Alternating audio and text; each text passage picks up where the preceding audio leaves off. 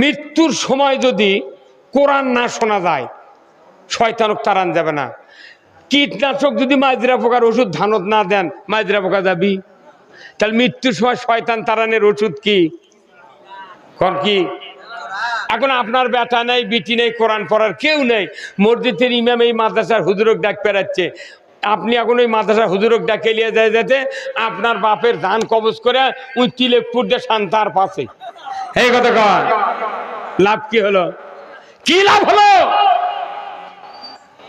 ভাইরা আমার? এরপরে শুনেন, জানাজা করার সময় আল্লাহর মুমিন বান্দা যারা নিজের সন্তান যদি জানাজা করে, রাসূল বলেছেন অপরের সন্তান জানাজা করবে আর আপনার সন্তান জানাজা করবে, আকাশ পাতাল কম্বারা, আকাশ পাতাল কম্বারা। প্রত্যেকটা বাড়িতে আপনার একটা